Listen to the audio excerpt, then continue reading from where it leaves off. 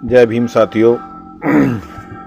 आज मैं आपके सामने आया हूँ ये बात स्पष्ट करने के लिए कि कोई भी पनौती नहीं होता, ना कोई जाति, ना कोई व्यक्ति, ना कोई स्थान। आज हमारे देश की जो टीम हारी है उसका कारण किसी एम्पायर, प्रधानमंत्री का पनौती होना नहीं,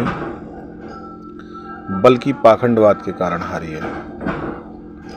मैं आप लोगों को बताना चाहता हूँ कि जब हम किसी वस्तु को बहुत तीव्रता से चाहते हैं तो उसके प्रतिकूल, उसके विपरीत दिमाग के अंदर उसको खोने की तीव्रता भी उसी अनुपात में बढ़ने लगती है। इसका मतलब है कि जितना ज़्यादा हम किसी वस्तु को चाहेंगे तो ये मान लीजिए कि उस वस्तु के खोने के चांसेस 90% तक बढ़ जाते हैं। और ऐसा होता है उसके दिमाग में होने वाली विपरीत तीव्रता के दबाव के कारण। और उस अवस्था में यदि कोई इंसान एक छोटी सी गलती भी करता है तो फिर ये तीव्रता कम से कम 10 गुना और बढ़ जाती है। इस हालात में गलती करने के चांसेस बढ़ जाते हैं और परिणाम 90% तक नेगेटिव आते हैं। वही हमारी भारतीय टीम के साथ हुआ।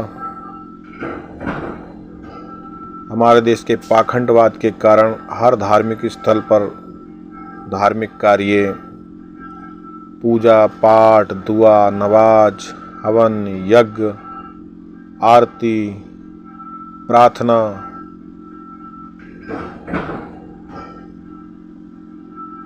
करना, और ना सिर्फ करना, इसका दिखावा भी करना, भविष्यवाणी करना, जिसके कारण खिलाड़ियों के मन में एक मनोवैज्ञानिक दबाव बन गया कि हमारे देश को वर्ल्ड कप किसी भी कीमत पर चाहिए और वो हमें देना होगा। और ये दबाव तब 10 गुना और बढ़ गया जब उनको ये पता चला कि ये मैच गुजरात स्टेडियम में खेला जाएगा। और उससे भी ज़्यादा दबाव तब बढ़ गया जब स्वयं प्रधानमंत्री जी स्टेडियम में पहुंच गए। उनके सामान्य दबाव से कम हजारों गुना दबाव अपने दिमाग में लेने के बावजूद भी हमारे खिलाड़ी इतनी अच्छी तरह से खेले, इतना बेहतर प्रदर्शन किया, उसकी तारीफ होनी चाहिए। मैं कहना चाहता हूं कि कोई भी जाति, कोई धर्म, कोई व्यक्ति, कोई वस्तु, कोई स्थान पनौती नहीं होता है। अगर हम ऐसा मानते हैं तो जो स्वतंत्र दिमाग के लोग हैं, मैं समझता हूं वो भी एक तरीके से बीमार हैं।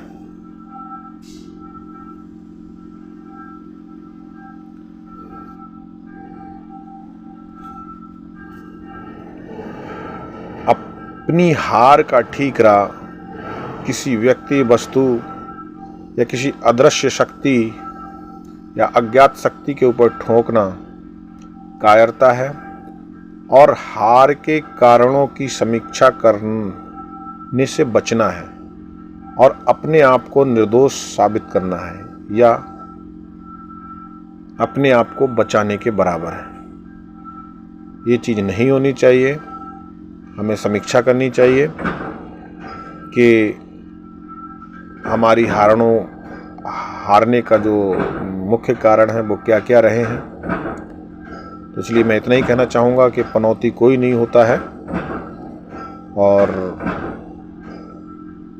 टीम की हार पनौती नहीं पाखंडवाद के कारण हुई है।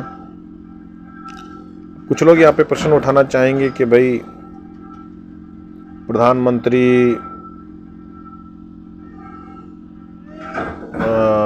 चंद्रयान 2 के समय जब गए तो वो फेल हो गया, ट्रंप के यहाँ गए ट्रंप हार गया, इमरान के यहाँ गए इमरान हार गया, बांग्लादेश गए श्रीलंका गए श्रीलंका हार गया, इंडियन टीम में आए यहाँ टीम हार गई, और भी कई ऐसे चांसेस हैं।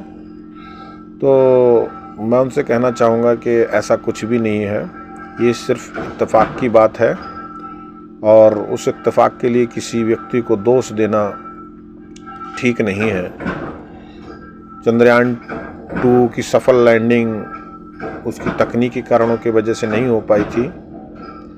ट्रंप अपने कर्मों से हारे थे, इमरान अपने कर्मों से हारे, श्रीलंका वाले अपने कर्मों से हारे, प्रधानमंत्री मोदी भी अपने कर्मों से ही हारेंगे।